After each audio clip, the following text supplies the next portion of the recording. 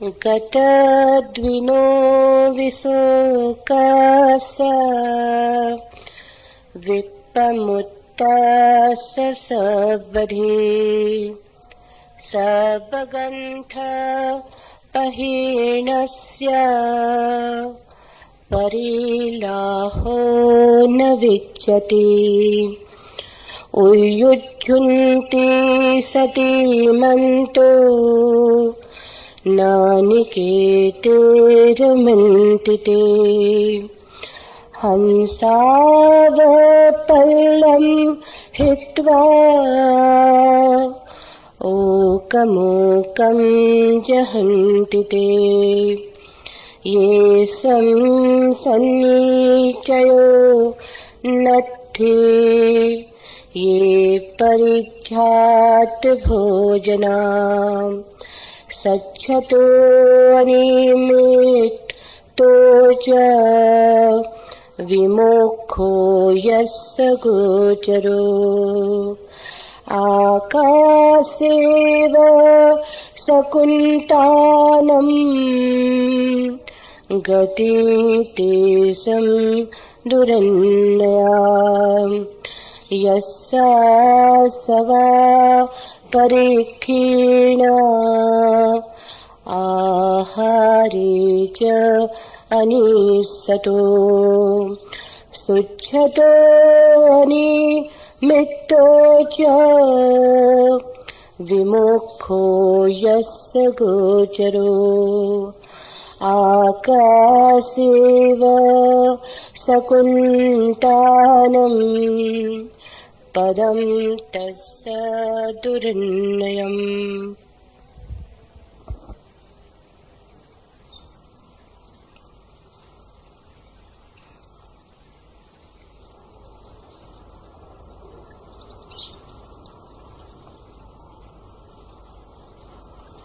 पहला सूत्र,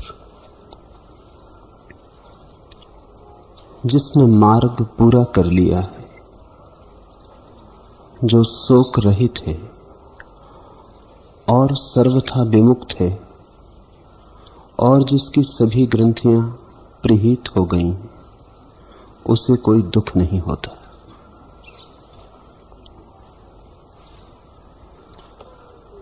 मार्ग क्या है? जिसे हम जीवन कहते हैं वही मार्ग है। जीवन के अतिरिक्त कहीं और मार्ग नहीं। जीवन के अनुभव में जो पक गया है उसने मार्ग पूरा कर लिया है। तुमने अगर जीवन के अतिरिक्त कहीं और मार्ग खोजा तो भटकोगे। कोई और मार्ग नहीं। ये क्षण क्षण बहता जीवन, ये पल पल बहता जीवन, यही मार्ग है। तुम मार्ग पर हो। मनुष्य भटका है इसलिए कि उसने जीवन को तो मार्ग समझना छोड़ ही दिया। उसने जीवन के अतिरिक्त मार्ग बना लिए। कभी उन मार्गों को धर्म कहता है, कभी योग कहता है। अलग अलग नाम रख लिए, बड़े विवाद खड़े कर लिए। शब्दों के जाल में उलझ गया है।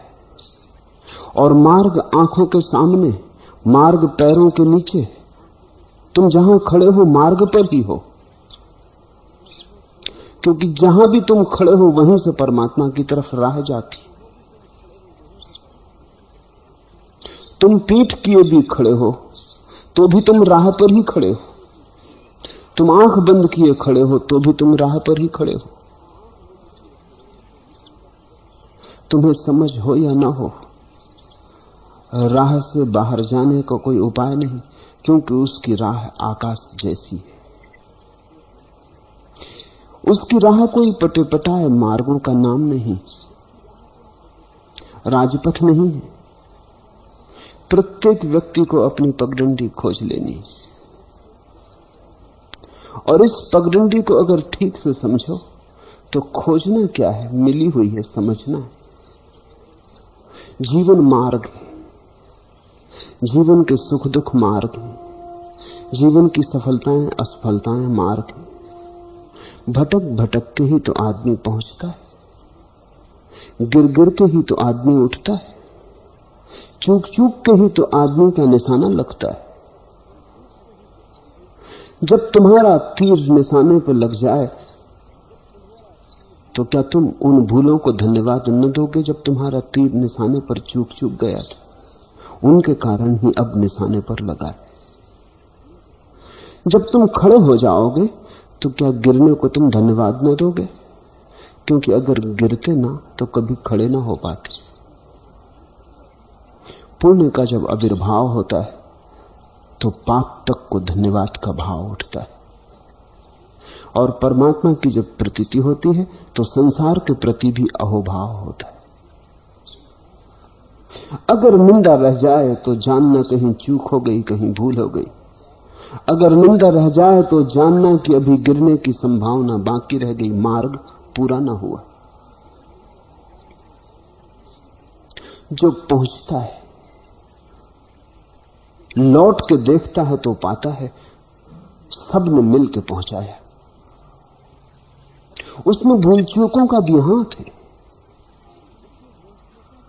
धूप छाया का सबका हाथ है, उसमें मित्र और शत्रुओं का हाथ है। उसमें फूल ही सहयोगी न थे, कांटे भी सहयोगी थे। जिन्होंने सहारा दिया था वे भी, और जो राह पर अड़ंगे बन गए थे वे भी।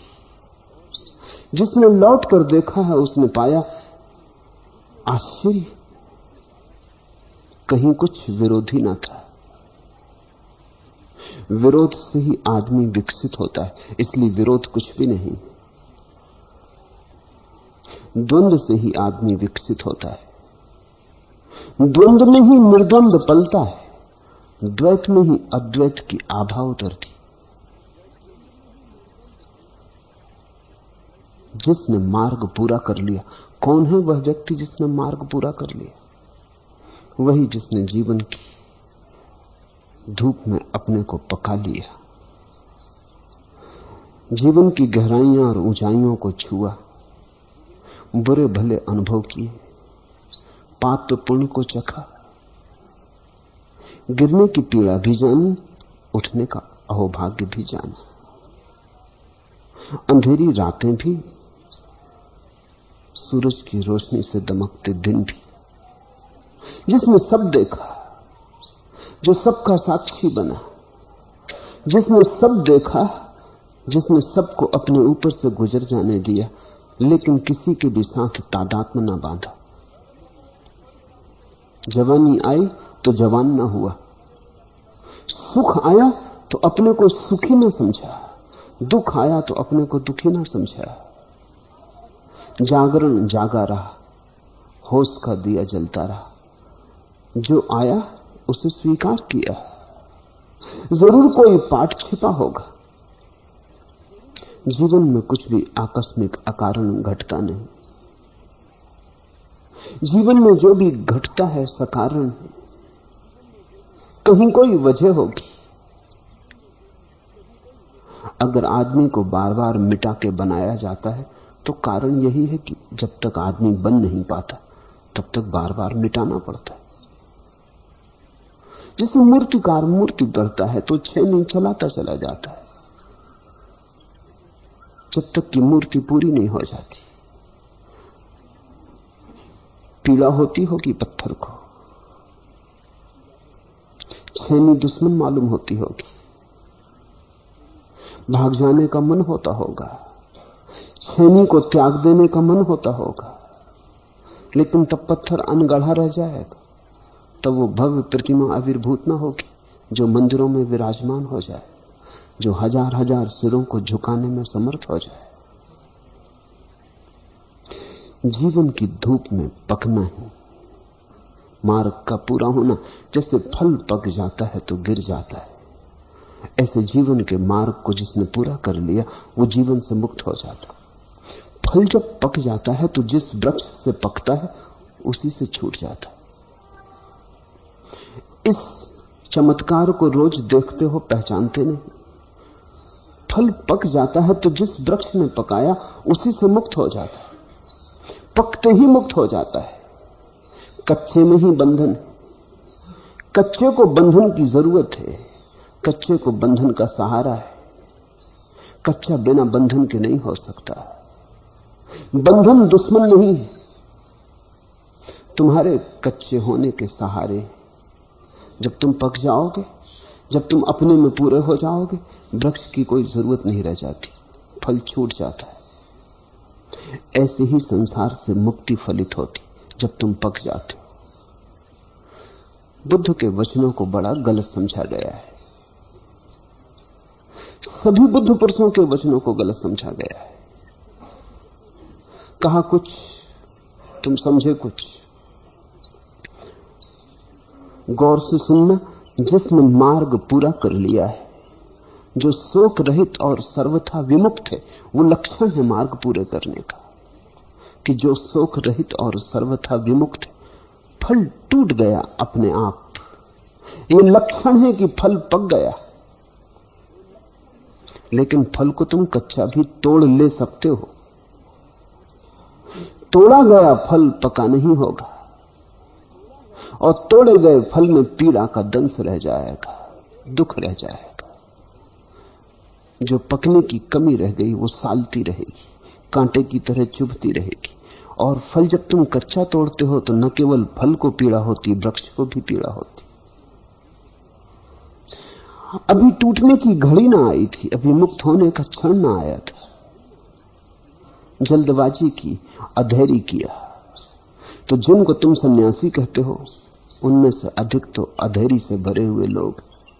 उन्होंने परमात्मा को पूरा मौका न दिया, रास्ता पूरा न हो पाया और वो हट गए। फल पक न पाया और उन्होंने झटक के अपने को तोड़ लिया। इसलिए मंदिरों में वे बैठे रहेंगे, लेकिन उनके मन में बाजार होंगे। आश्रमों में वे बैठे रहेंगे, लेकिन उनके मन में कामना के बीज होंगे। वासना चलती ही रहेगी। कच्चे थे। मैं तुमसे कहता हूं, कभी भागना मत। पलायन से कभी कोई मुक्त नहीं हुआ। भगोड़ों के लिए नहीं है भगवान।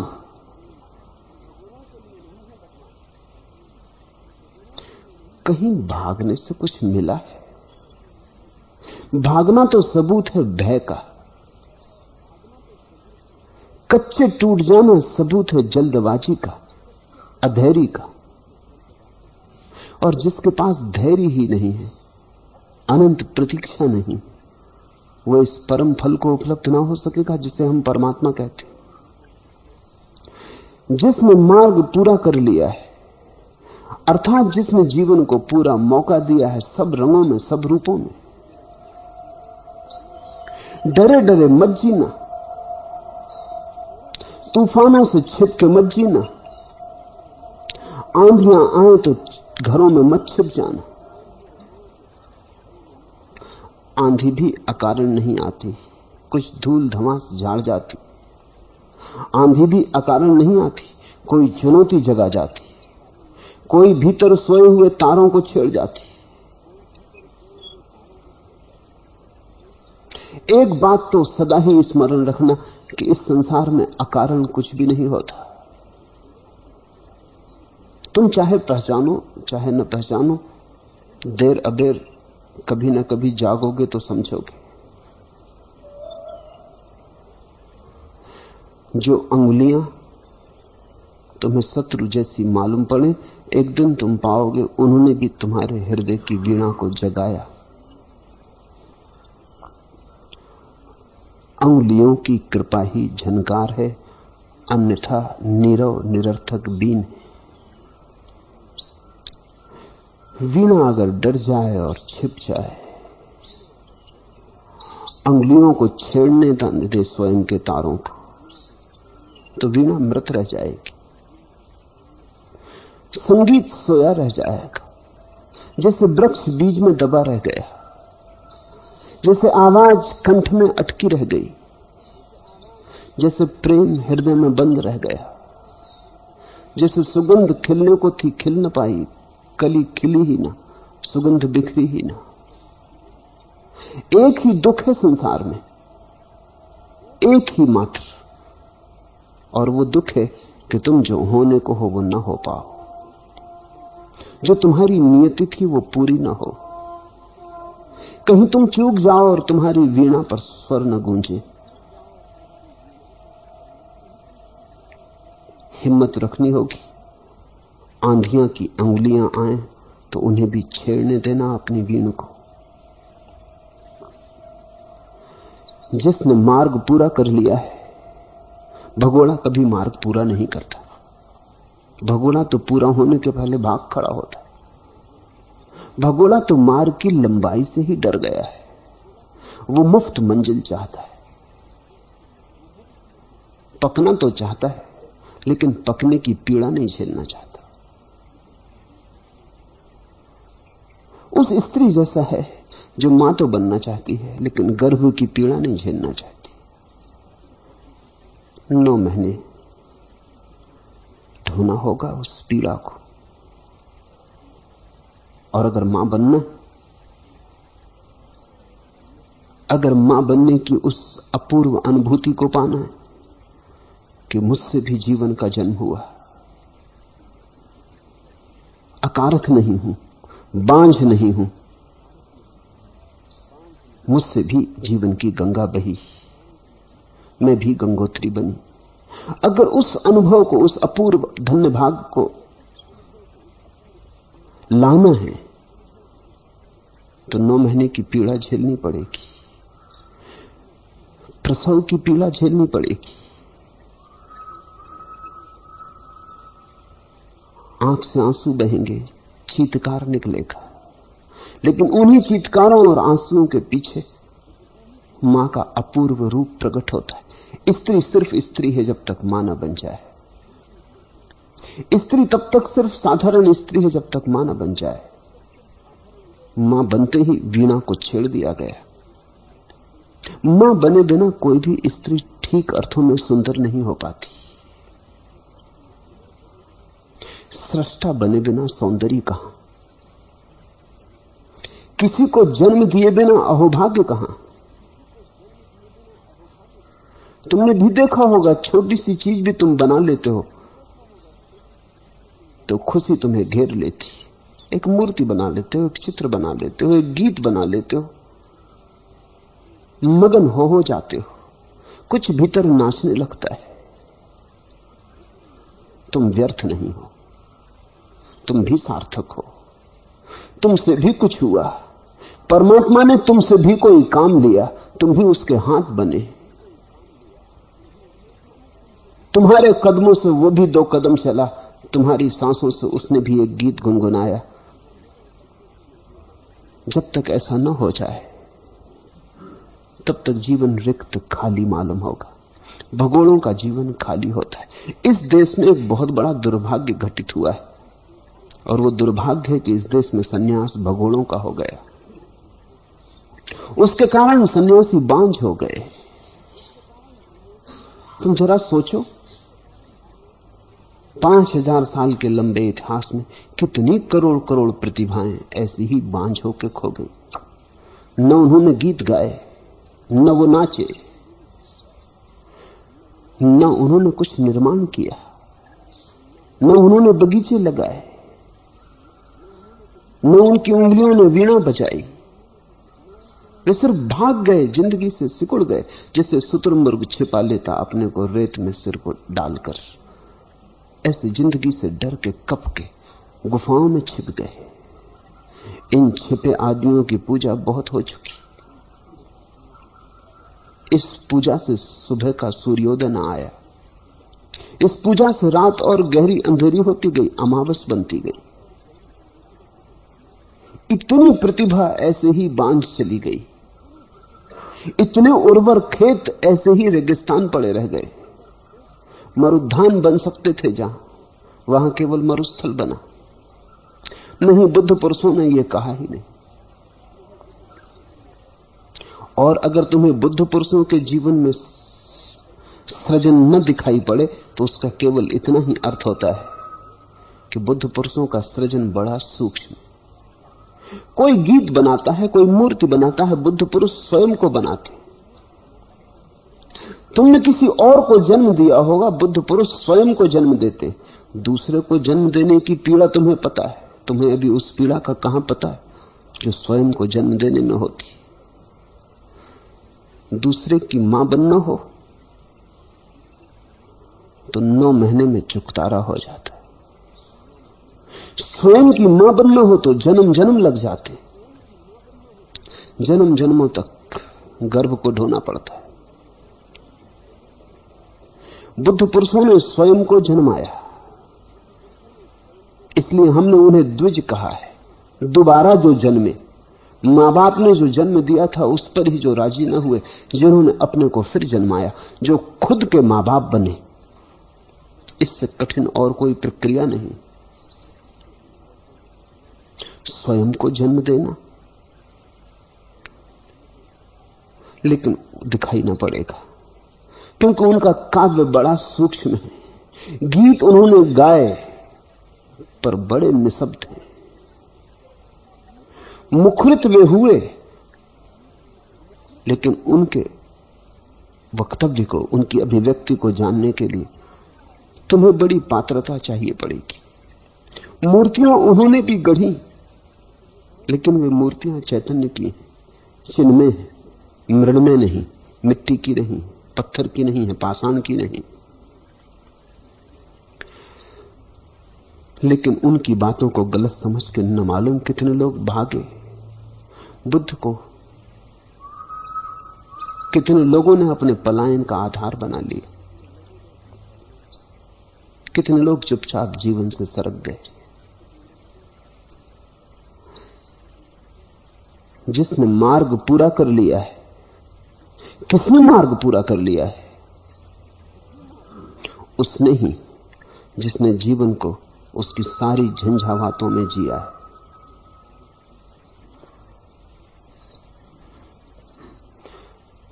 करता है जुनून शौक मेरा, मेहराब तला तुम न सजदे।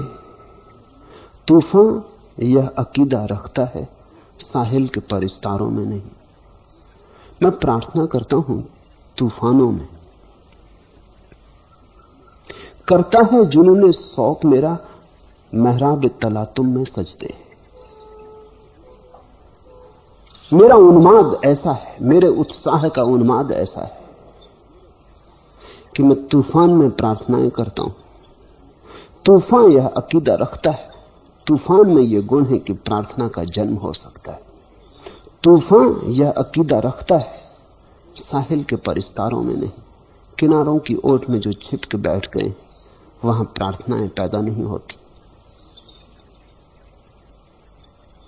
वहां तुम्हारा जीवन उधार हो जाता है, नगद नहीं रह जाता। वहां तुम्हारा जीवन बासा हो जाता है, ताजा नहीं रह जाता। सुबह की ताजगी खो जाती। फिर ऐसे ही जैसे कोई किसी को गोद लेके मां बन जाती, ऐसे तुम धार्मिक बन जाते हो किसी और के शब्दों को गोद लेके। गर्भ की कमी गोद से पूरी न हो सकेगी।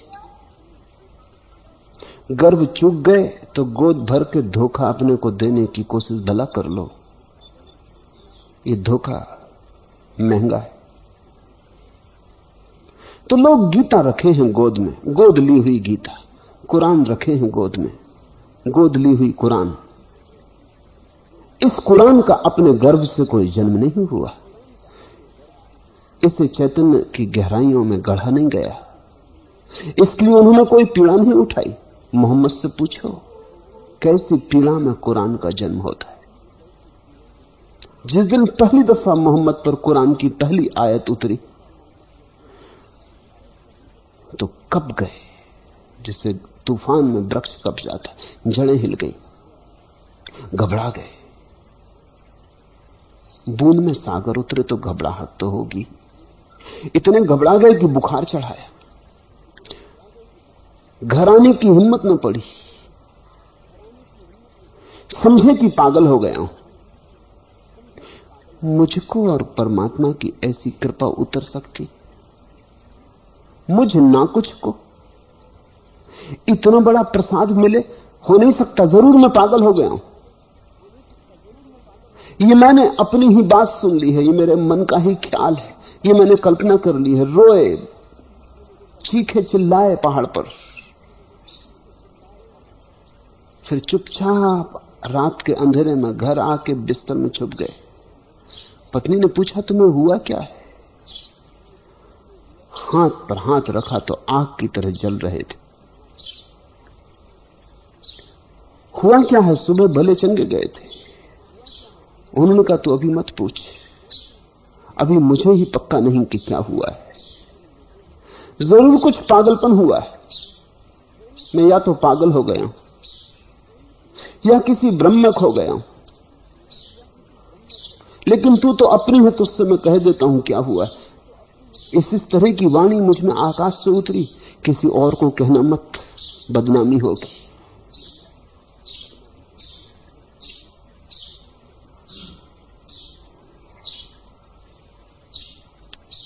पत्नी ने निश्चित मोहम्मद को प्रेम किया होगा,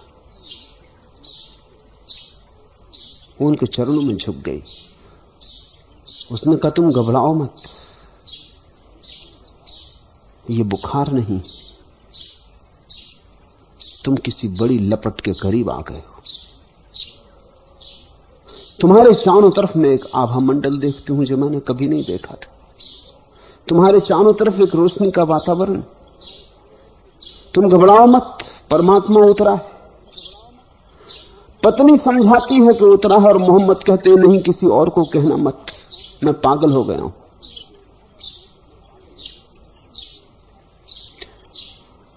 बड़ी पीड़ा से एक एक आयत उतरी वर्षों के अंतराल में, जैसे एक एक बच्चे को जन्म दिया हो।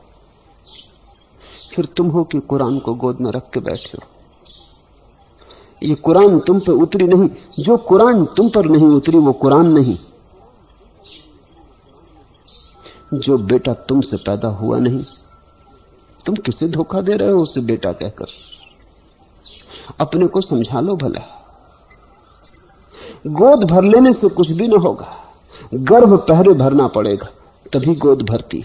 वो दूसरा कदम है, पहला कदम चूक गया तो दूसरा कदम सिर्फ धोखा है। जीवन सभी को भर सकता है, सभी की गोद भर सकता है। जीवन है इसलिए। दो तरह की भूलें संभव हैं, या तो तुम जीवन में सोए सोए रहो, एक भूल जिसको हम ग्रस्त की भूल कहें। फिर दूसरी भूल कि कोई जगाने वाला मिल जाए तो तुम जीवन से भाग खड़े हो, जिसको हम सन्यासी की भूल कहें। ठीक ठीक सम्यक राह क्या है? सम्यक राह है जहां हो वहीं रहो, जाग कर रहो। अब तक जो अनुभव तुम्हारे चारों तरफ गुजरे, तुमने नींद में गुजर जाने दिए। उनसे तुम जो ले सकते थे सार नहीं ले पाए। अगर तुमने सार लिया होता, क्रोध करुणा बन गई होती, क्योंकि क्रोध में करुणा छिपी है। क्रोध करुणा का ही बीज है। अगर तुमने जीवन का अनुभव लिया होता तो काम प्रेम बन गया होता, प्रेम प्रार्थना बन गई होती। काम प्रेम का बीज, प्रार्थना छिपी है प्रेम में। काम में छिपा है प्रेम, प्रार्थना छिपी प्रेम में, परमात्मा छिपा प्रार्थना में। अगर तुम एक एक सीढ़ी चढ़े होते तो कुछ तो लोग हैं जो काम वासना में डूबे हैं अंधों की तरह, और फिर कुछ लोग हैं जो किसी जागने वाले की आवाज सुन के घबरा उठते, भयभीत हो जाते कि हम क्या कर रहे हैं, पाप पश्चाताप से भर जाते, भाग खड़े होते। उनका काम का बीज कभी ब्रह्मचर्य नहीं बन पाता। भाग के कहां जाओगे? भागोगे किससे? रोग भीतर है। ये तो ऐसे ही है जैसे तुम्हें बुखार चढ़ा है और तुम चले भाग जंगल की तरफ। भागोगे कहां? बुखार तुम्हारे भीतर है, सारी बीमारी तुम्हारे भीतर है। जीवन को मौका दो कि तुम्हारे भीतर जो छिपा है उसे जला डाले। जो कचरा है जल जाए, जो सोना है बच जाए। जीवन को मौका दो कि तुम्हें कुंदन बना दे। जिसने मार्ग पूरा कर लिया है, जिसने भी मार्ग जीवन का पूरा किया, उसे दिखाई पड़ जाता है जीवन एक ख्वाब, एक सपना। हस्ती अपनी हुबाब की सी है, बुलबुले जैसी। ये नुमाइश सुराब की सी है, मृग तृष्णा जैसी। जिसने भी जीवन के मार्ग को पूरा कर लिया है, उसे दिखाई पड़ता है कि जैसे एक स्वप्न देखा, जैसे रात जिसने ठीक से गुजार ली है। भोर की ताजी हवाओं में उठ के ख्याल आता है कि रात कितने सपने देखे।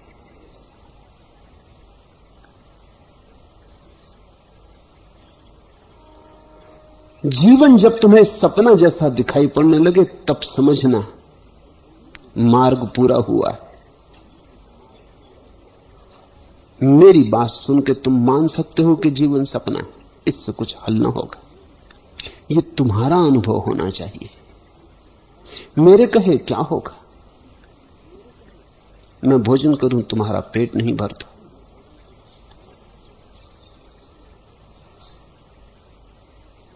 मैं नाचूं, इससे तुम्हारे प्राणों में कोई सुरभि पैदा न होगी। मेरी वीणा बजे, इससे तुम्हारी वीणा के सोए हुए तार न जगेंगे।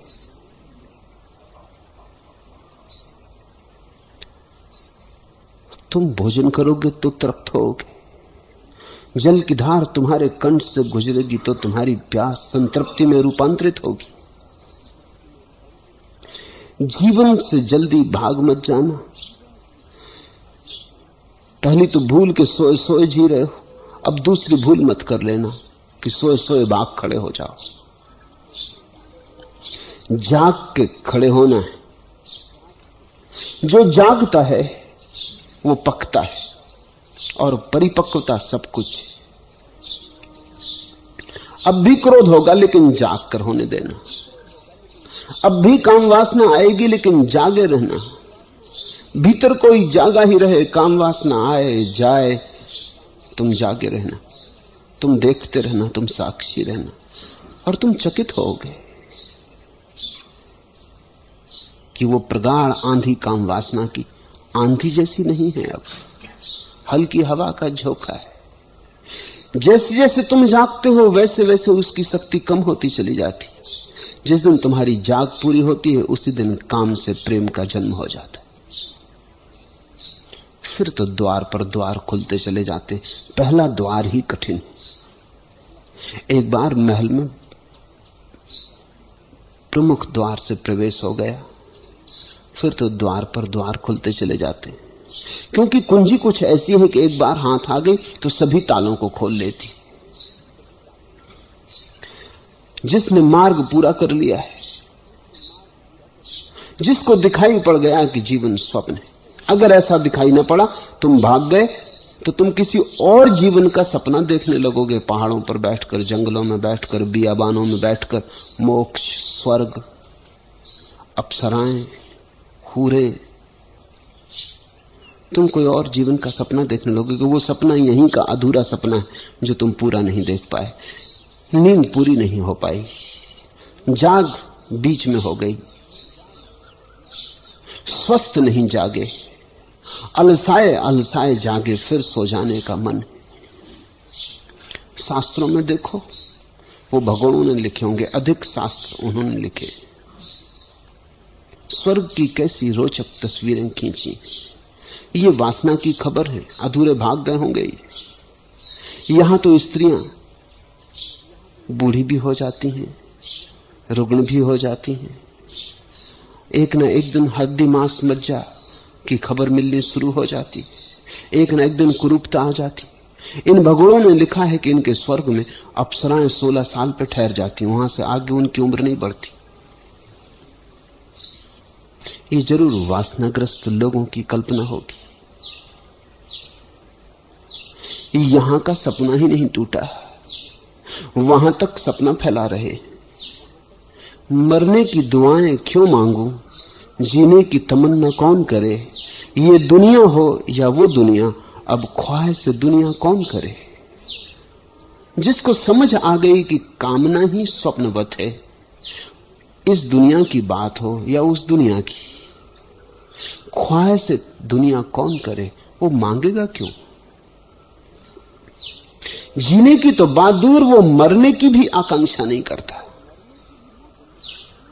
मरने की आकांक्षा भी जीने की आकांक्षा से पीड़ित लोग करते।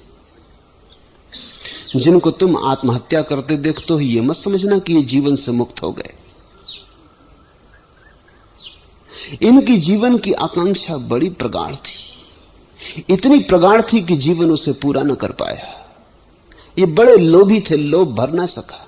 इनकी झोली बड़ी थी, खाली रह गई। इन्होंने जो स्त्री मांगी न मिली, जो पद मांगा न मिला, जो धन मांगा न मिला। ये अपनी शर्तों पे जीना चाहते थे। निराशा में, उदासी में, हारे हुए ये मृत्यु की आकांक्षा करते।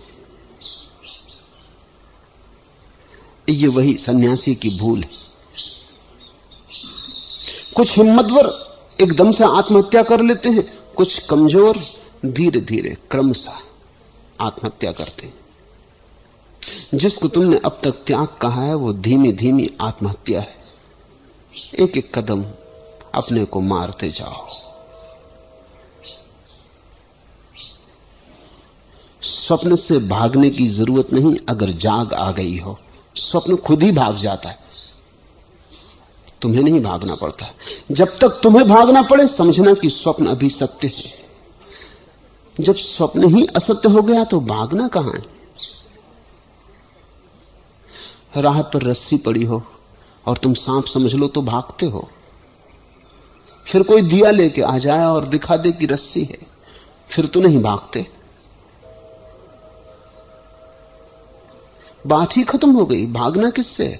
सांप ही ना रहा। संसार जब तक सत्य मालूम होता है, तब तक तुम अभी पके नहीं। अभी बचकानापन कायम, अभी वासना प्रौढ़ नहीं हुई, पकी नहीं, अन्यथा गिर जाती।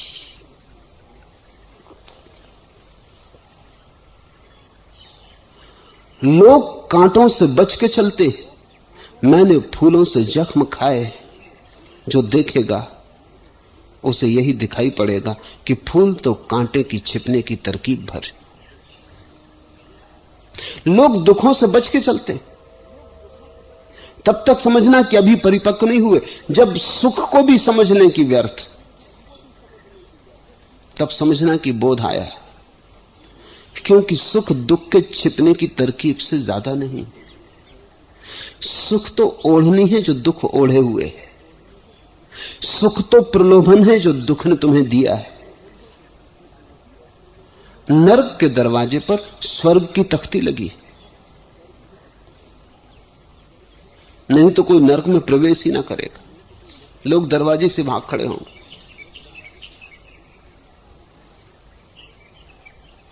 एक फकीर मरने के करीब था, सोया था। रात नींद में उसने देखा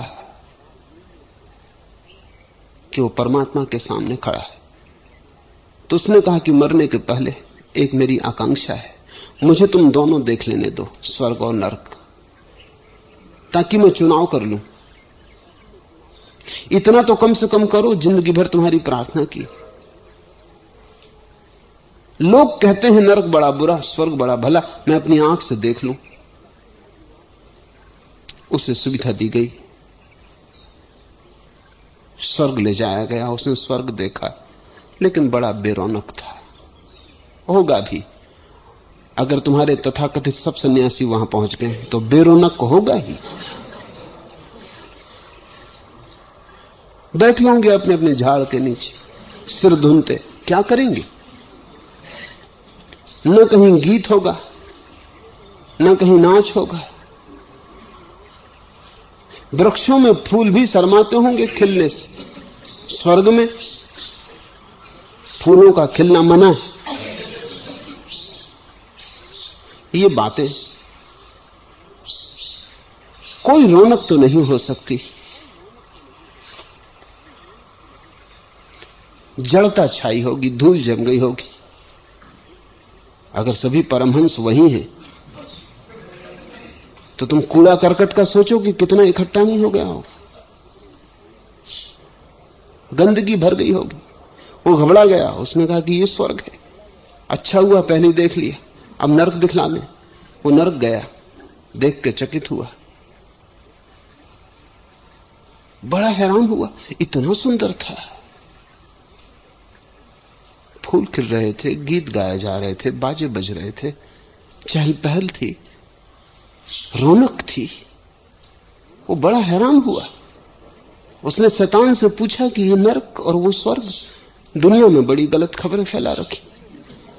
शैतान ने कहा हम करें क्या, हमें कोई मौका ही नहीं प्रचार का, एक तरफा प्रचार है, सब मंदिर भगवान के, सब मस्जिद भगवान की, हमारे साथ बड़ी जाती हुई है, ये अपनी आंख से देख लो। हमें मौका ही नहीं, हमें नाहक बदनाम किया गया है।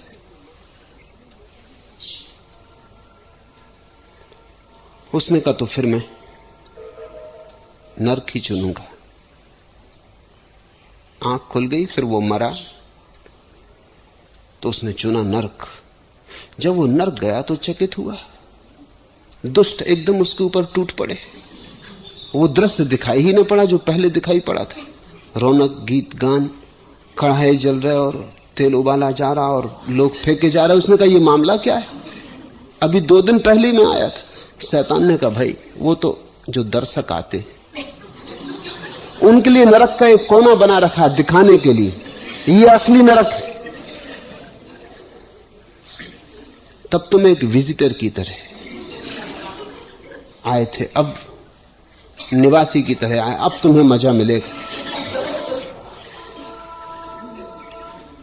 नरक के द्वार पर भी स्वर्ग की तख्ती लगी। तख्तियों के धोखे में मत आ जाना।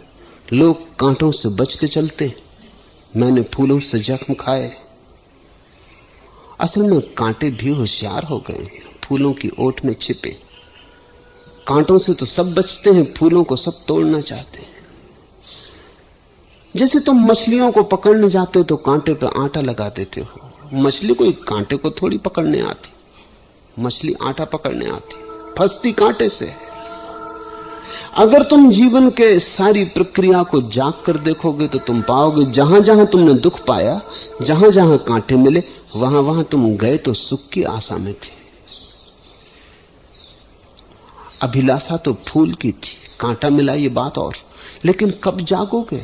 कितनी बार ये पुनरुक्त हुआ है कि जब जब तुमने सुख चाहा तब तब दुख पाया।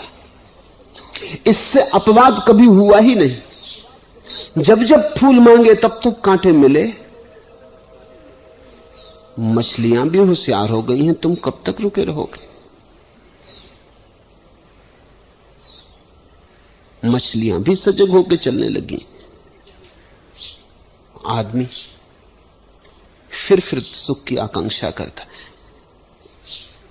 परिपक्व मनुष्य की यही दशा है कि वो देख लेता है हर कांटे ने अपना घूंघट बनाया है फूल से।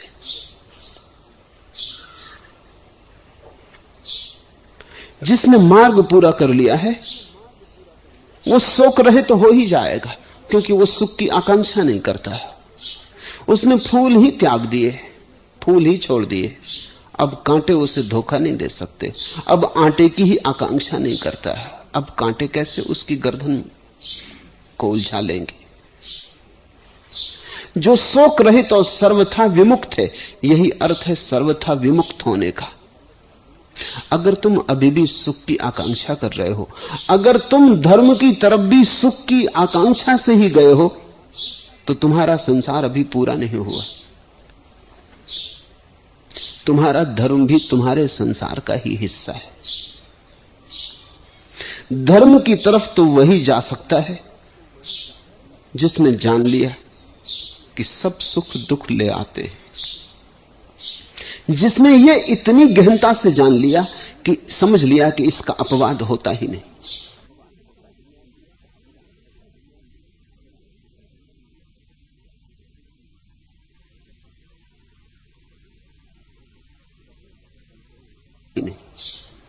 सभी सफलताएं असफलता ले आती हैं, सभी सम्मान अपमान को बुलावा दे आते हैं, सभी प्रशंसाओं के पीछे निंदा छिपी है, जन्म के पीछे मौत खड़ी। जिसने ऐसा देख लिया निरपवाद रूप से, वही सर्वथा विमुक्त है। जीवन की राह पर जो पक गए वे सर्वथा विमुक्त हो जाते। और जिसकी सभी ग्रंथियां क्षीण हो गई। ग्रंथियां क्या है? ये शब्द समझने जैसा है। ये बुद्धों के मनोविज्ञान का बड़ा बहुमूल्य शब्द है। पश्चिम में अभी अभी मनोविज्ञान ने इसके समानांतर शब्द गढ़ा है, कॉम्प्लेक्स। उसका अर्थ भी ग्रंथि है, लेकिन भारत में यह शब्द 5000 साल पुराना है। और जो लोग मुक्त हो गए हैं उनको हमने कहा है निर्ग्रंथ, जिनकी ग्रंथि छूट गई, जिनके कॉम्प्लेक्स समाप्त हो गए। ग्रंथि क्या है? ग्रंथि का सीधा अर्थ होता है गांठ। गांठ का मतलब क्या होता है? गांठ का मतलब होता है गहरी आदत। इतनी गहरी आदत कि तुम खोलो भी तो गांठ अपने से बंध जाती है, वापस वापस बंध जाती है। तुम इधर खोल के छोड़ भी नहीं पाते। जैसा कि कहावत है कि कुत्ते की पूंछ को कोई 12 वर्ष भी पोंगरी में रखे तो भी वो तिरछी की तिरछी। वो 12 वर्ष के बाद जब तुम पोंगरी अलग करोगे वो तत्क्षण तिरछी हो जाएगी। ग्रंथि, आदत बड़ी गहन है उस पूंछ की। तुमने कभी इसका अपने जीवन में विचार किया कि तुम कितनी बार नहीं जाग गए हो, कितनी बार नहीं समझ गए हो कि क्रोध जहर, कुत्ते की पूंछ हो गई। 1000 बार समझ लेते हो, लेकिन जब फिर मौका आता है फिर तिरछी की तिरछी, फिर क्रोध हो जाता है। इस ग्रंथि को खोलना पड़े। खोलने से ही काम ना चलेगा, क्योंकि तुम फिर बांध लेते हो। तुम भूल ही गए हो कि तुमने कहां कहां अपने भीतर ग्रंथियां बांधी। दोष तुम दूसरे को देते हो। तुम कहते हो इस आदमी ने कुछ ऐसी बात कही कि क्रोध आ गया। क्रोध किसी आदमी से नहीं आता, अपनी गांठ से आता है। तुम कहते हो किसी आदमी ने गाली दे दी इसलिए मैं क्रोधित हो गया, लेकिन गाली गांठ से टकराए तो ही क्रोध आता है। अगर भीतर गांठ ना हो, गाली आर पार निकल जाती, कहीं टकराती नहीं। जिसे हम अभी जीवन कहते हैं वो ग्रंथियों का जीवन है। उसमें सब गांठ से चल रहा है काम। करीब करीब तुम्हारे संबंध में भविष्यवाणी की जा सकती है कि तुम कल क्या करोगे, क्योंकि तुमने जो आज किया है वही तुम कल करोगे। इसलिए तो ज्योतिषी तुम्हें धोखा देने में समर्थ हो जाते। तुम्हारी जीवन की व्यवस्था ऐसी है, कोल्हू के बैल जैसी, गोल चक्कर में घूमती। अब यह भी कोई बड़ी कठिनाई की बात है कि कोल्हू के बैल को कोई कह दे कि अब फिर तेरा कदम फलां जगह पड़ेगा। पड़ने वाला है, वहीं पड़ता रहा है। ज्योतिषी तुम्हारे संबंध में सच हो जाता है, क्योंकि जानता है तुम कोल्हू के बैल हो। तुम जो अब तक करते रहे हो वही तुम करते रहोगे, वही तुम दोहराए चले जाओगे।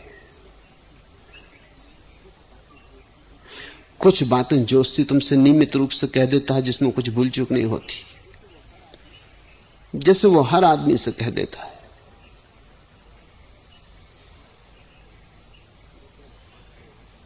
रुपया हाथ में आता है लेकिन टिकता नहीं। किसके टिकता है? और जिनके टिक भी जाता है वो भी मानते नहीं कि टिकता है।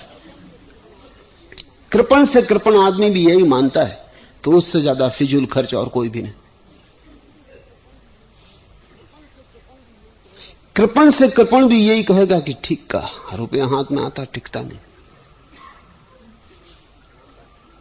ज्योतिषी जान रहा है तुम्हारी लोभ की दशा को, वो सार्वजनीन है।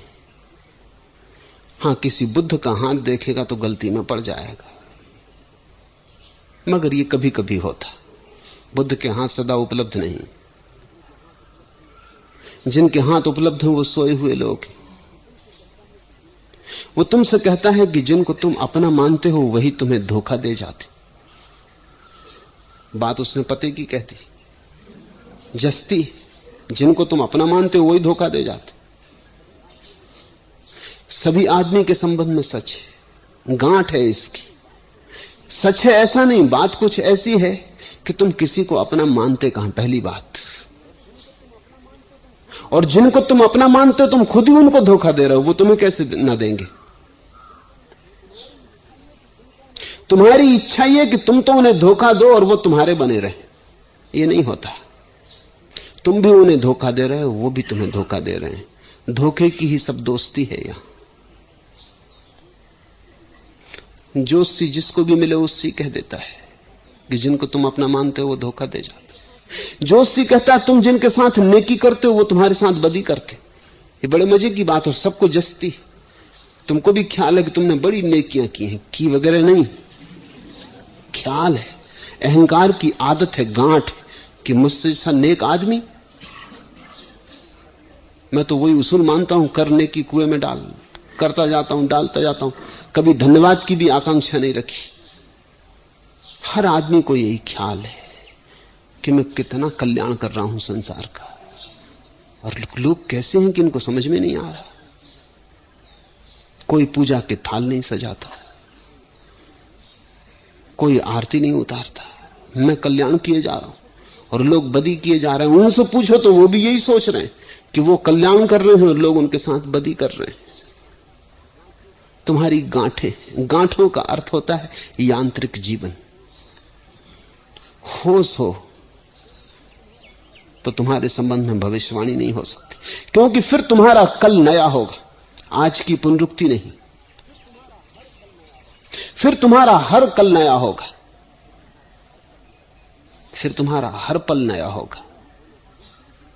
नया होना तुम्हारा ढंग होगा। दूसरों की तो छोड़ दो, तुम भी अपने संबंध में भविष्यवाणी ना कर सकोगे। तुम भी कंधे बिचका के रह जाओगे कि कल का तो कुछ पता नहीं, कल जब आएगा तब देखेंगे, कल जब आएगा तभी देख सकेंगे।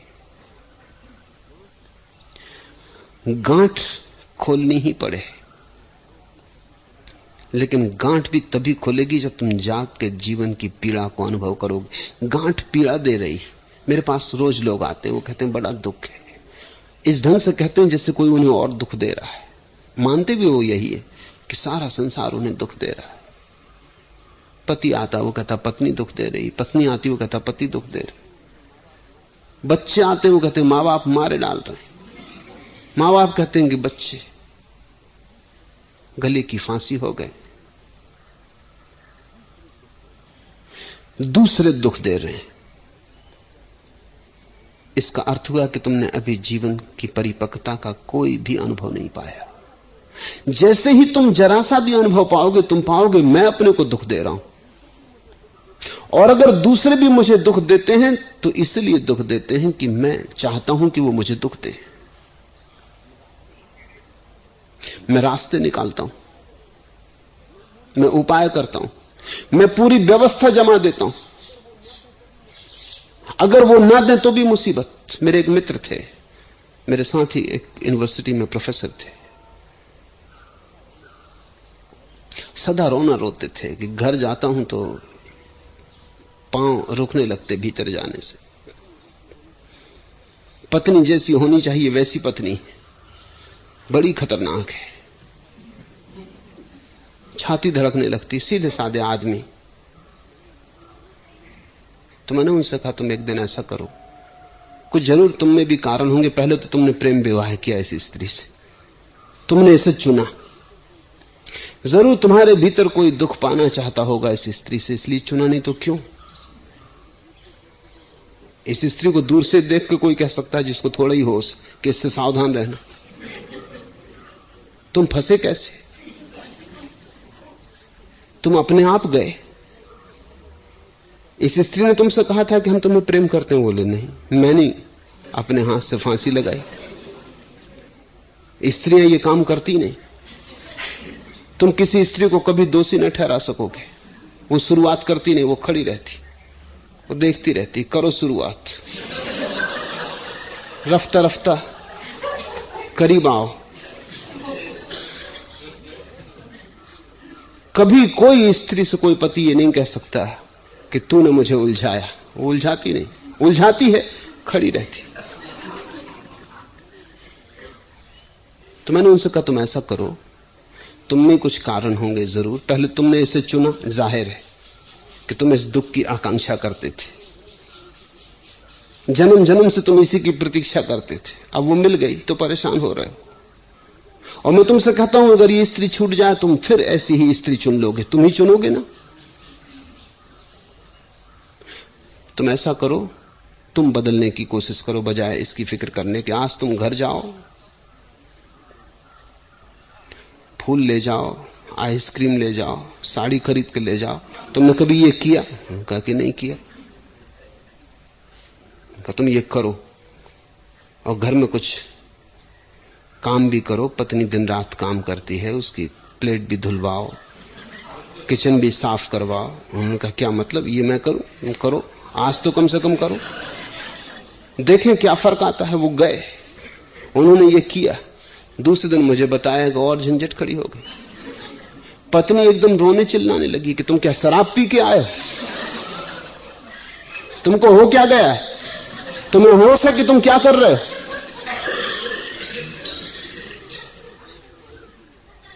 कभी जिंदगी में आइसक्रीम न लाए थे।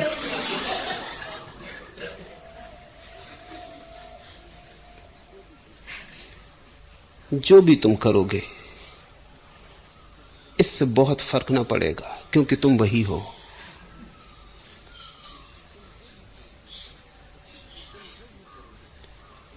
तुम जो भी करोगे वो तुम्हारी गांठों से ही निकलेगा। वो रस तुम्हारी गांठों से ही रिस रहा है, वो मवाद तुम्हारी गांठों में भरी। परिणाम वही होंगे। कुछ भी करो दुख हाथ आता है, लेकिन फिर भी तुम ये नहीं देखते कि कहीं दुख मैं ही तो पैदा नहीं कर रहा हूं। सभी दुख देने को तत्पर हैं तुम्हें। आखिर सभी को ऐसी क्या पड़ी? सभी इतने दीवाने क्यों हैं कि तुम्हें दुख दे?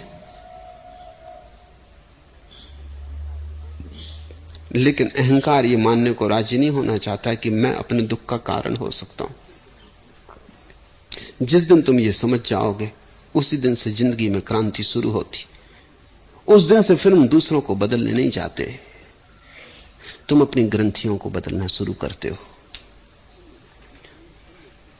तुमने जो पत्नी चुनी है तुमने चुनी है, तुम्हारे भीतर कोई गलती होगी।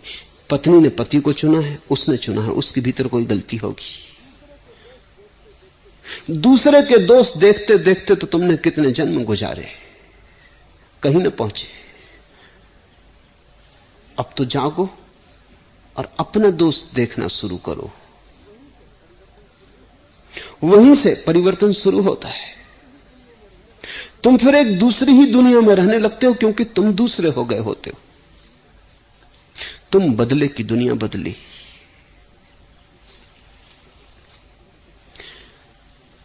जिसकी सभी ग्रंथियां छीन हो गई उसे कोई दुख नहीं होता। भीतर से अहंकार हटाओ, तुम पाओगे अब तुम्हारा कोई अपमान नहीं कर सकता। असंभव। सारी दुनिया भी मिलकर तुम्हें अपमानित करना चाहे तो नहीं कर सकती।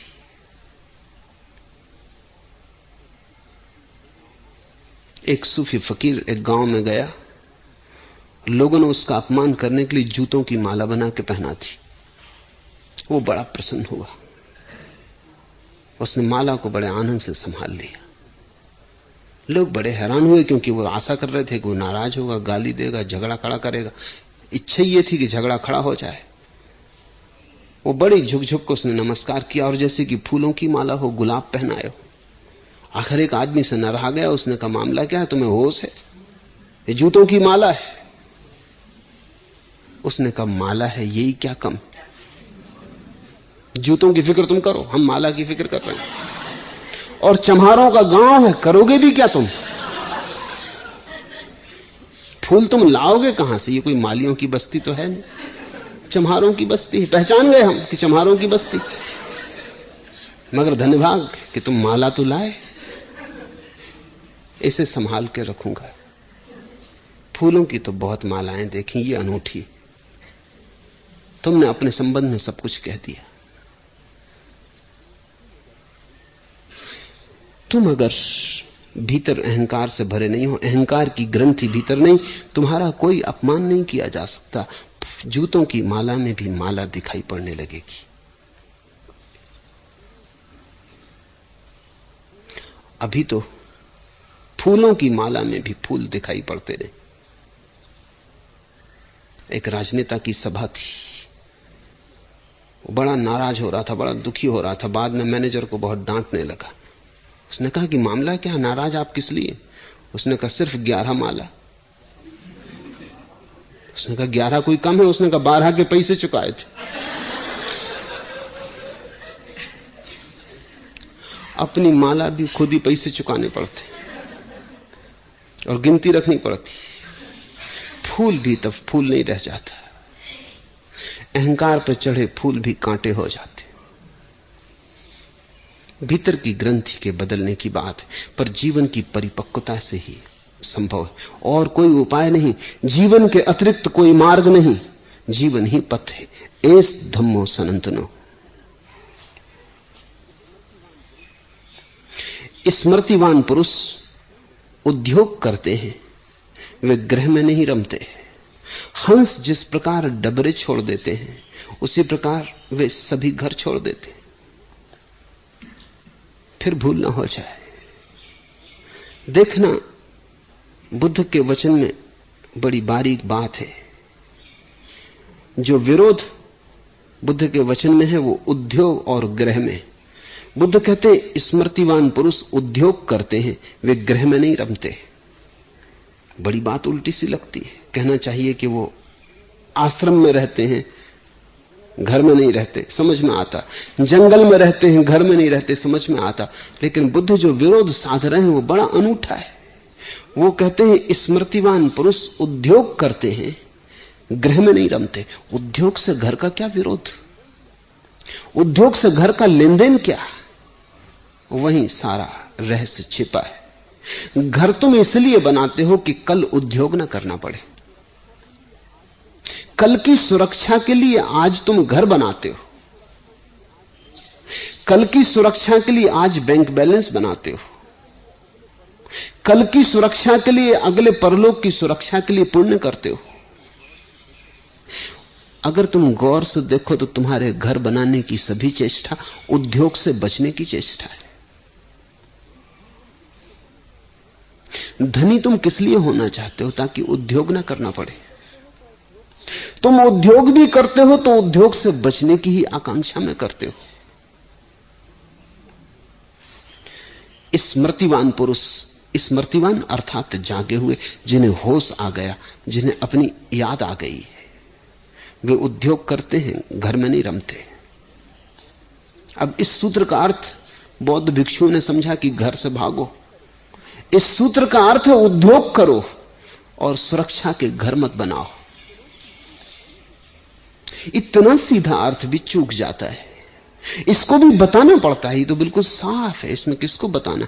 लेकिन धम्म पथ पर जितनी भी व्याख्याएं की गई हैं वो सभी व्याख्याएं यही कहती हैं, घर को छोड़ दो। 2500 साल का गलत सलत प्रचार न मालूम कितने लोगों को भटका गया है। बुद्ध ये कह रहे हैं स्मृतिवान पुरुष उद्योग करते। इसका क्या अर्थ हुआ? इसका अर्थ हुआ वो कल के लिए कोई भी सुरक्षा आयोजित नहीं करते। कल जब आएगा, कल की चुनौती को कल ही निपटेंगे। आज अगर हम जी सके तो कल भी जी लेंगे। और आज जिस प्रज्ञा के आधार पर, जिस होश के आधार पर जीवन को सुलझाया, उसी होश के आधार पर कल भी सुलझा लेंगे। आज हम कल के लिए घर क्यों बनाएं? भविष्य के लिए आज हम चिंता क्यों करें? जीसस का वचन है, लोमड़ियों के लिए भी घर है सिर छिपाने को, लेकिन परमात्मा के बेटे के लिए कोई स्थान नहीं जहां वो सिर छिपा ले। वही मतलब है। जीसस ने अपने शिष्यों से कहा, देखो लिली के फूलों को जो खेत में लगे, इन्हें कल की कोई भी चिंता नहीं। ये आज खिले, इन्हें कल की कोई भी फिक्र नहीं, इसलिए इनकी माथे पर चिंता की कोई रेखा नहीं। सम्राट सोलोमन भी इतना सुंदर न था अपने महलों में जितने ये फूल निश्चिंत परम सौंदर्य को उपलब्ध हुए। अगर सन्यास सच्चा हो तो सन्यास से बड़े सौंदर्य की और कोई घटना नहीं, क्योंकि इसका अर्थ होता है कि सन्यासी के मन पर भविष्य का कोई बोझ नहीं। इसका दूसरा अर्थ होता है कि सन्यासी के मन पर अतीत का भी कोई बोझ नहीं। जो भविष्य के लिए घर नहीं बनाता वो अतीत के घरों को क्यों ढोएगा? जो कल घर बनाए थे वो कल काम आ गए, जो कल काम में आएंगे कल बना लेंगे, आज पर्याप्त है। ये सन्यास की दशा है।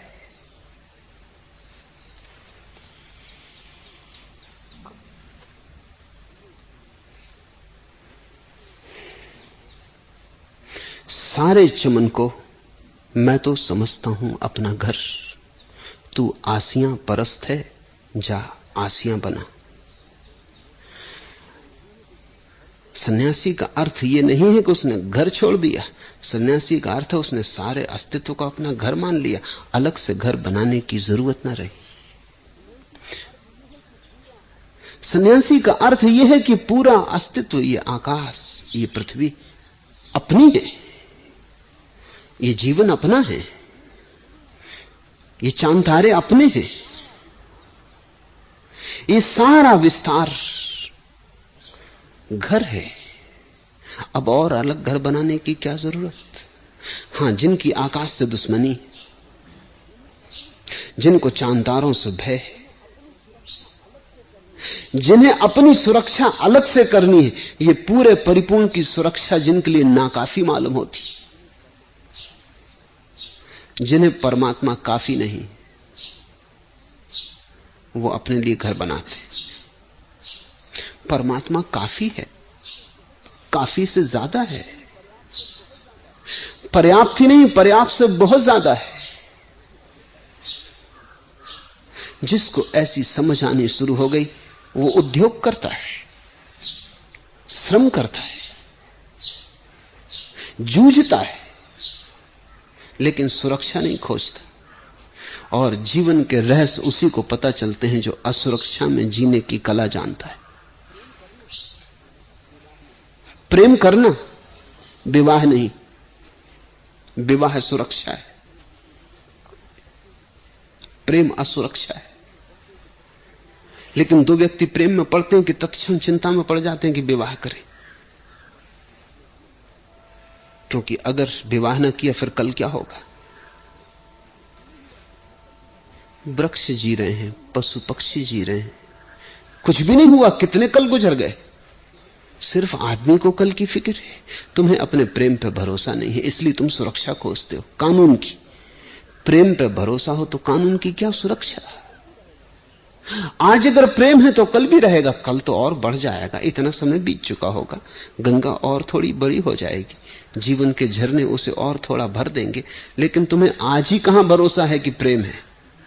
आज ही गंगा सुकड़ी सुकड़ी है, आज ही गंगा सूखी सूखी है, आज ही ऐसा लगता है कि कब गंगा उड़ी कब गई। इसके पहले कि गंगा उड़ जाए और रेत का रेगिस्तान रह जाए, कानून की गंगा बना लो। इसके पहले कि गंगा उड़ जाए, कानून के नल लगा लो। कानून की टोंटी लगा लो, उससे थोड़ा जल तो मिलता रहेगा। लेकिन गंगा को खो के नल की टोंटी को पा लेना बड़ा महंगा सौदा है। मैं ये नहीं कह रहा हूं कि विवाह मत करना, मैं ये कह रहा हूं कि विवाह प्रेम का परिपूरक न बन जाए। सामाजिक व्यवस्था है ठीक, लेकिन तुम्हारी आंतरिक सुरक्षा ना हो। तुम विवाह पर निर्भर मत रहना, तुम प्रेम पर निर्भर रहना, तो तुम संन्यास्त हो। तो तुम घर नहीं बना रहे, तो तुम कानून में सुरक्षा नहीं खोज रहे, तो तुम खुले हो। तो तुम कहते हो कल जो होगा देखेंगे। कल जो दिखाएगा देखेंगे। कल के लिए आज से इंतजाम नहीं किया है। अब एक रात अगर कम जिए तो कम ही सही, यही बहुत है कि हम मसले जला के जिए। क्या फर्क पड़ता है एक दिन कम जिए। लेकिन लोग ऐसे हैं कि वो कहते हैं एक दिन ज्यादा जी लें, चाहे जिए या न जिए। लोग कहते हैं जिंदगी लंबी हो। ये पूछते नहीं कि जिंदगी की लंबाई से जिंदगी का क्या लेना देना, जीवन की सुरक्षा से जीवन की गहराई का क्या संबंध। लोग जीवन में परिमाण खोजते हैं, गुण नहीं। जो गुण खोजता है वही संन्यास्त, जो मात्रा खोजता है ग्रस्त, जो कहता है जितनी ज्यादा देर जी लें। इसकी फिक्र ही भूल जाता है कि ज्यादा देर जीने में कहीं ऐसा ना हो कि हम जी ही ना पाए। ज्यादा देर की चिंता कहीं जीवन को ही नष्ट ना कर दे। अब एक रात अगर कम जिए तो कम ही सही, यही बहुत कि हम मसालें जला के जिए, मसालें जला के जिए, रोशनी में जिए। एक क्षण भी अगर कोई मसालें जला के जी ले तो हजारों जन्मों से ज्यादा है। और तुम हजारों जन्म घसीटते रहो, जीने का मौका ही ना आए, आता ही नहीं। क्योंकि आज तुम कल की तैयारी करते हो, आज गमाया, और आज ही सब कुछ है, एकमात्र संपदा है। कल तुम परसों की तैयारी करोगे, क्योंकि कल फिर आज होके आएगा। और आज तो तुम जीते नहीं, आज तुम सदा कल पर निछावर करते हो। फिर तुम जियोगे कब? एक दिन मौत आ जाएगी और कल की सारी संभावना छीन लेगी। तुम कोरे के कोरे रह जाओगे। जन्मते बहुत लोग हैं, जीते उतने बहुत लोग नहीं। जन्मते करोड़ों हैं, जीता कोई एक आध। जीता वही है जो आज जीता है। जीने को गंवाने का सबसे सुगम तरीका है रामबाण, कि तुम कल की आकांक्षा, कल का हिसाब, कल की सुरक्षा में जीते रहो। इंतजाम करो, जियो मत। व्यवस्था करो कि जब व्यवस्था पूरी हो जाएगी तब जिएंगे। व्यवस्था कभी पूरी ना होगी, तुम पूरे हो जाओगे।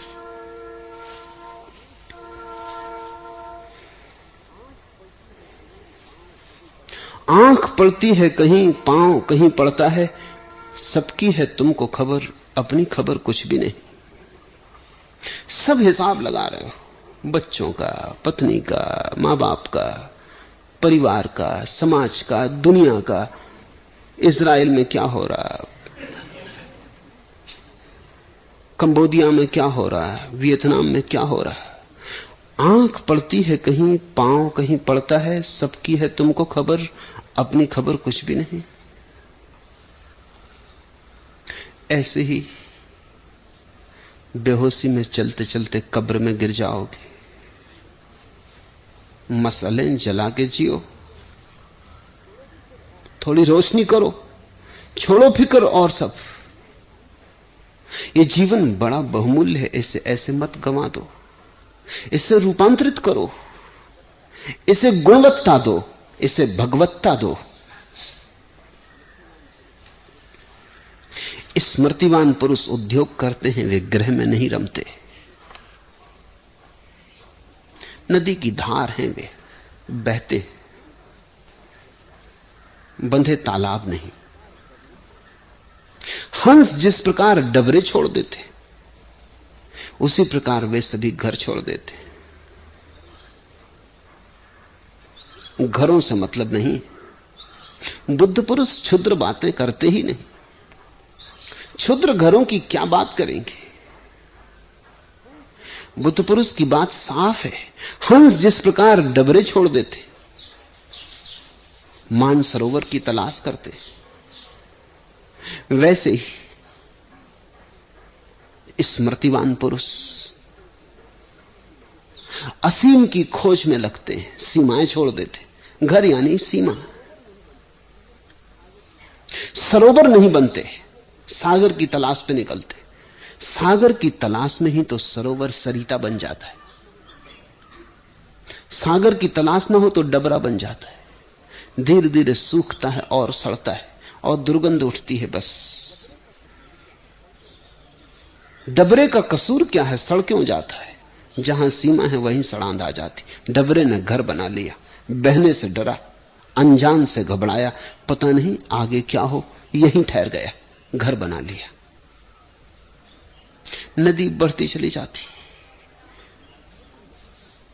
आज बड़ा सुंदर किनारा है माना, लेकिन फिर भी पकड़ के रुक जाना नहीं, क्योंकि सौंदर्य को भी अगर पकड़ के रुक जाओ तो सौंदर्य भी सड़ जाता है। आज माना कि सब ठीक है, लेकिन अगर इसे तुमने जोर से मुट्ठी में बांध लिया और छोड़ने में घबरा गए तो यह भी राख हो जाएगा। यह सुंदर है तुम्हारे बहने में, तुम बहते रहो, नदी स्वच्छ बनी रहती, कुंवारी बनी रहती, बहती रहती। नदी के कुंवारेपन को कोई छीन नहीं सकता, क्योंकि बहनेपन में कुंवारापन है। सन्यास कुंवारापन है। सन्यास यानी सदा बहते रहना।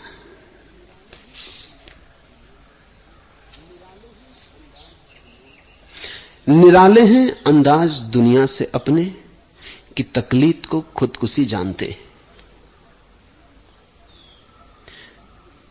सन्यास एक निराला अंदाज है। भीड़ के पीछे चलने को सन्यासी आत्मघात समझता है। निराले हैं अंदाज दुनिया से अपने, कि तकलीद को खुदकुशी जानते हैं। तकलीद यानी भीड़। सभी घर बनाए बैठे, तुम भी घर बनाने लगे। सभी विवाह रचाए बैठे, तुम भी विवाह रचाने लगे। सभी बैंक में धन इकट्ठा कर रहे हैं, तुम भी करने लगे। सभी जो कर रहे हैं वही तुम भी करने लगे। तुमने ये पूछा ही नहीं कि ये करने को मैं यहां आया हूं, लेकिन सभी जो कर रहे हैं, तुम्हें होश है, तुम क्या कर रहे हो? तुम अनुकरण में पड़े हो। ये तो पूछो कि तुम्हें करना हो, अगर यही तुम्हारा कृत्य है तो करो, लेकिन दूसरे कर रहे हैं। मुल्ला नसरुद्दीन के साथ में एक दिन उसकी गाड़ी में बैठ के आ रहा था, भरी धूप गर्मी के दिन, और वो कांच ना उतारे खिड़कियों की। मैं उससे पूछा कि मार डालोगे? वो कहने लगा मर जाना ठीक है, लेकिन मोहल्ले वालों को ये पता चल जाए कि गाड़ी एयर कंडीशन नहीं, ये बर्दाश्त के बाहर। दूसरों के पास एयर कंडीशनड गाड़ी है,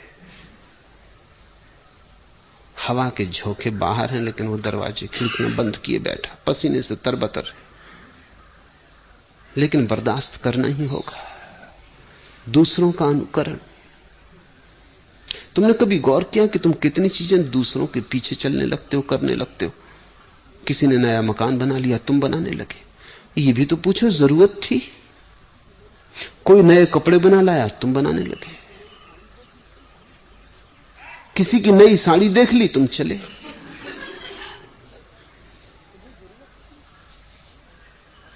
तुम्हें जरूरत थी, अपनी जरूरत से चलो, अपने भीतर से चलो, अन्यथा तुम आत्मघात कर रहे हो। ऐसे दूसरों के पीछे अगर दौड़ते रहे तो दौड़ोगे बहुत, पहुंचोगे कहीं भी नहीं।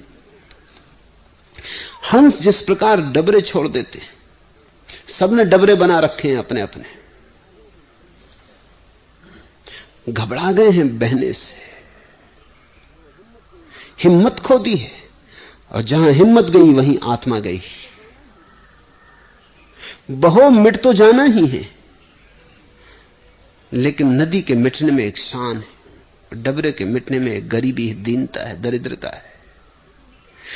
डबरा भी सूख जाएगा, सूरज की धूप उसको भी उड़ा देगी, वो भी मिटेगा, लेकिन बड़ा तड़फता हुआ मिटेगा,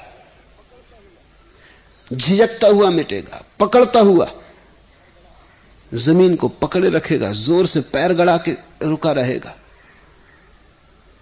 जबरदस्ती उसकी मौत घटेगी, स्वेच्छा से न मर सकेगा, सरलता से न बह सकेगा। मौत उसकी बड़ी दुखदाई होगी, बड़ी पीड़ादायी होगी। नदी भी मरेगी, नाचती हुई मरेगी, समाधिस्थ होकर मरेगी। नदी की गुनगुनाहट देखी जब सागर में गिरती, नाच देखा जब सागर में गिरती, नदी में उठती लहरों की तरंगें देखी जब सागर में गिरती। मिट वो भी रही है, डबरे का जल भी वहीं पहुंच जाएगा सागर में, जरा कठिनाई से पहुंचेगा, जद्दोजहद से पहुंचेगा। नदी स्वेच्छा से जा रही, अपनी मौत से जा रही। अगर तुम मरना सीख जाओ अपनी मौत से तो मौत भी बड़ी सुंदर है। सन्यासी भी मरता है पर उसकी मौत बड़ी नाचती हुई। वो मौत के पीछे खड़े परमात्मा को देखता है। वो मौत को अपने मिटने की तरह नहीं देखता, सागर होने की तरह देखता है कि मैं अब सागर हुआ, अब सागर हुआ। डबरा देखता है, मैं मरा, मैं मरा। उसे सागर दिखाई नहीं पड़ता, है भी बहुत दूर। वो कभी बहा नहीं तो सागर के करीब पहुंच जाता। बीच में बड़ी बादलों की कतारें होंगी, तब कहीं सागर आएगा। सभी मरते, ग्रस्त भी मरता है, सन्यासी भी मरते, पर मृत्यु का भी गुणधर्म बदल जाता है। अगर तुम जिए ठीक से तो तुम मरोगे भी ठीक से। अगर तुम नाचते जिए तो नाचते मरोगे। तुम्हारे जीवन की शैली ही तुम्हारी मृत्यु की शैली होगी, और मृत्यु सील लगा जाएगी तुम्हारे अस्तित्व पर। कह जाएगी कि तुम कौन थे, कह जाएगी तुम क्या थे। अगर तुम तड़फते मरे तो तुम खबर दे गए कि तुम ठीक से जिए ना, चूक गए, अधूरे गए, कच्चे गए।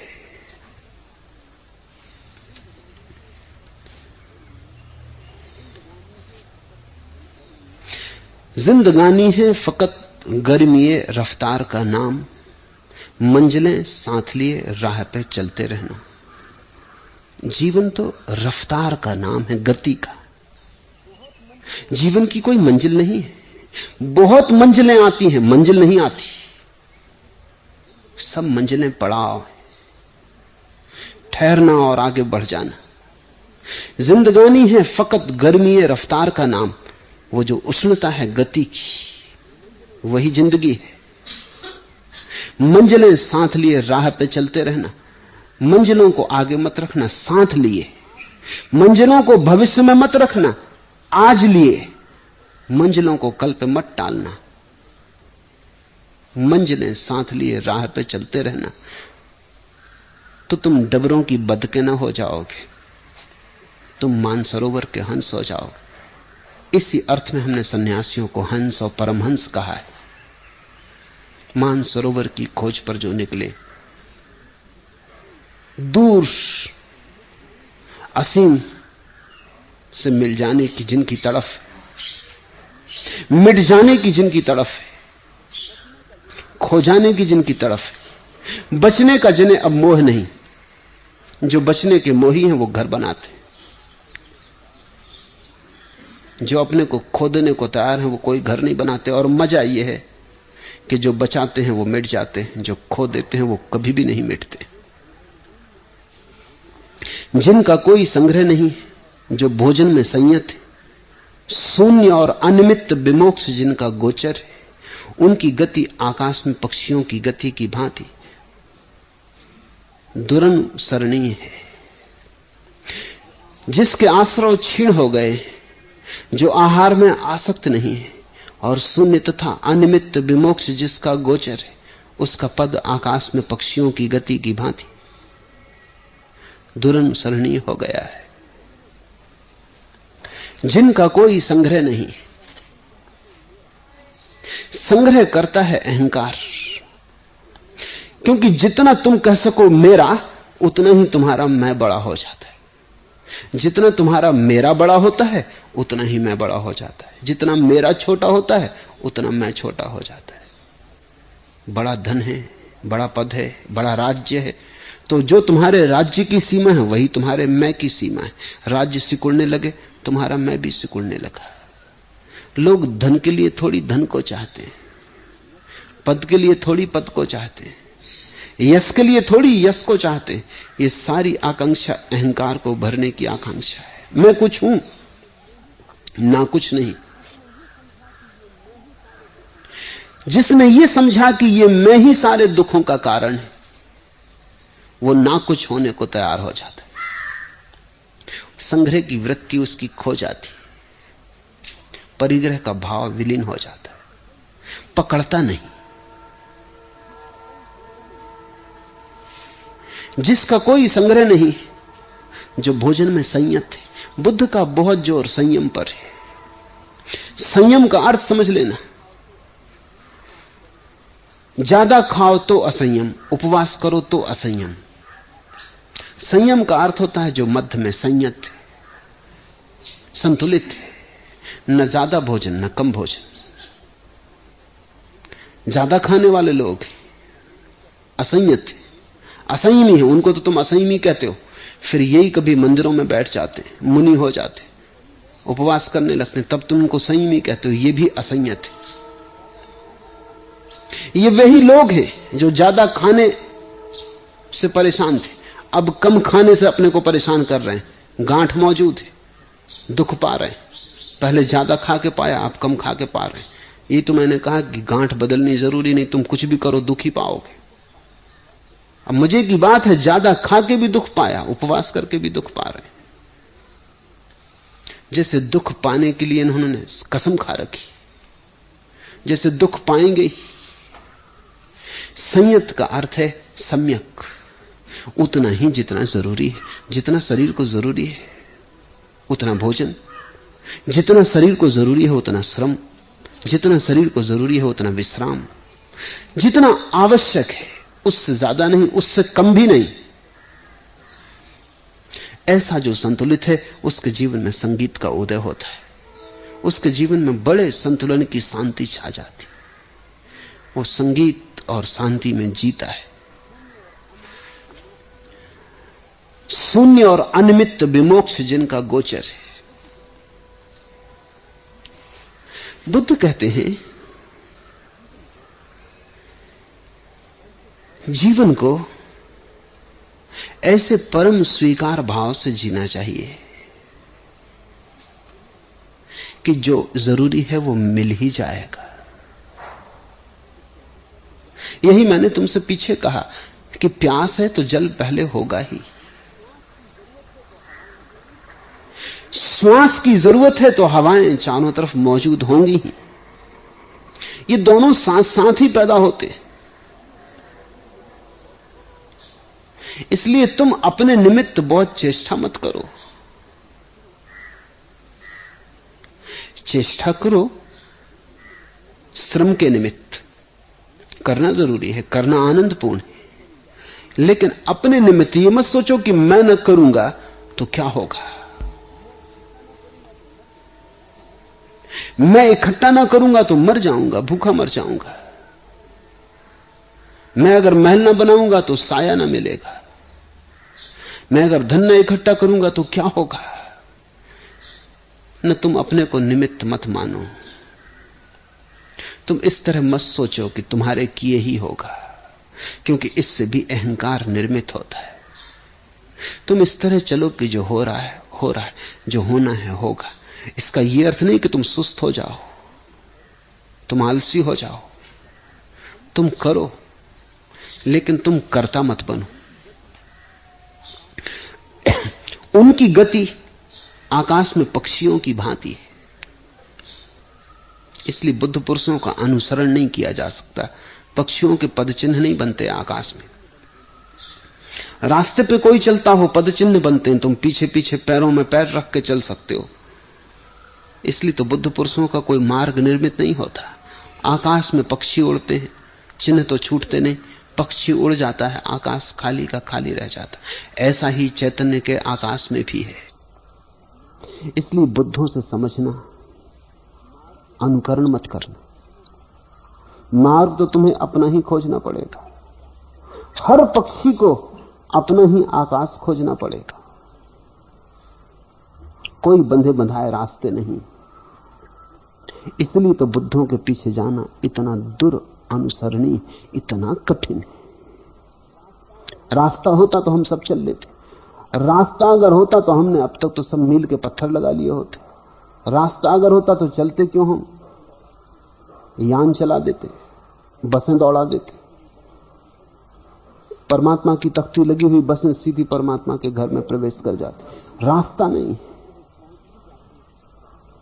बुद्ध चलते हैं, पहुंच भी जाते हैं, रास्ता खो जाता है, रास्ता बनता ही नहीं। इसलिए जिनको तुमने रास्ता समझा है कहीं गलती कर रहे होगे। हिंदू, मुसलमान, ईसाई, जैन, इनको लोग रास्ता समझे।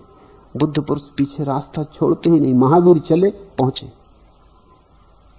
लेकिन जैन धर्म ऐसा कोई रास्ता नहीं बनता। बुद्ध चले, पहुंचे, लेकिन बुद्ध धर्म ऐसा कोई रास्ता नहीं बनता। बुद्ध पुरुषों की सुगंध लो, बुद्ध पुरुषों की समझ लो,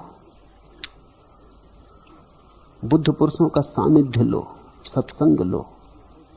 चलना तुम्हें अपने ही रास्ते पर पड़ेगा, खोजना अपना ही रास्ता पड़ेगा। और बड़ी कठिनाई यह है कि यह रास्ता जैसे तुम चलते हो वैसे ही बनता, जैसे कोई घने जंगल में जाता है, कोई रास्ता पहले से नहीं।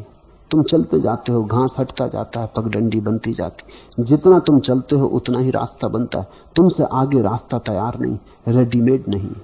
पर यह अच्छा है, अच्छा है कि परमात्मा की तरफ बसें नहीं जाती, अन्यथा जाने का मजा ही चला गया होता, अन्यथा भीड़ पहुंच गई होती। जो पहुंचने की क्षमता वाले लोग थे वो कहीं और जाते, फिर परमात्मा की तरफ न जाते, वो बात ही व्यर्थ हो जाती। निराले हैं अंदाज दुनिया से अपने कि तकलीफ को खुदकुशी जानते। फिर बुद्ध, महावीर, कृष्ण, कबीर वहां न जाते, फिर क्राइस्ट, मोहम्मद वहां न जाते। उनके अंदाज और है। उसी अंदाज से असली परमात्मा पैदा होता है, उसी तुम्हारे निजता से, तुम्हारी खूबी से, तुम्हारी विशिष्टता से, अपने रास्ते को खोजने के साहस से। कमजोर दूसरे के रास्ते पर चलता है, साहसी अपना रास्ता खोजता है, खोजता नहीं बनाता है। उसी से आत्मा का जन्म होता है। जिनका कोई संग्रह नहीं, भोजन में संयत, जिनके आश्रय छीन हुए, जो आहार में आसक्त नहीं, शून्य तथा अनिमित विमोक्ष जिनका गोचर है, उनका पद आकाश में पक्षियों की भांति।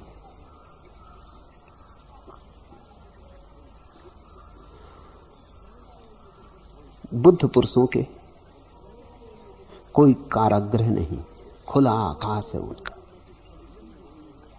जहां जहां हमने मंदिर मस्जिद खड़े किए हैं वहीं वहीं कारागृह खड़े हो गए। यही भी जिंदा, वही भी जिंदा। क्या है मस्जिद, क्या है शिवालय, सब कारागृह।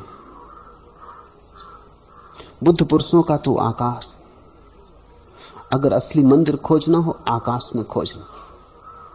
जमीन पर तो जो बनाए गए हैं वो आदमी के, सोए हुए आदमी के। वहां तो जो चल रहा है वो सामक दवाएं, जो घंटनाद चल रहा है, जो पूजा पाठ चल रहा है, वो सब ठीक से सोने की व्यवस्थाएं। बुद्ध पुरुषों का मंदिर देखना हो तो आकाश में देखना, ऊपर की तरफ देखना, जहां कोई सीमा नहीं।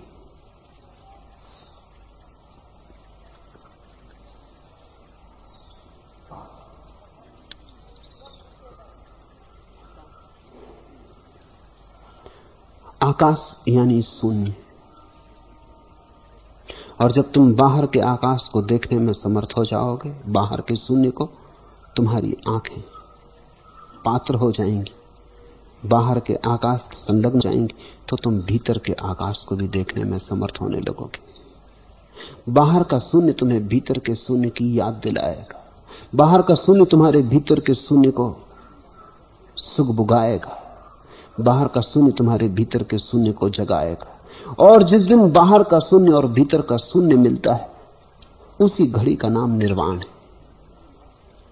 उसे तुम परमात्मा कहो, मोक्ष कहो, या कोई और नाम दो, सभी नाम एक से, क्योंकि उसका कोई नाम नहीं।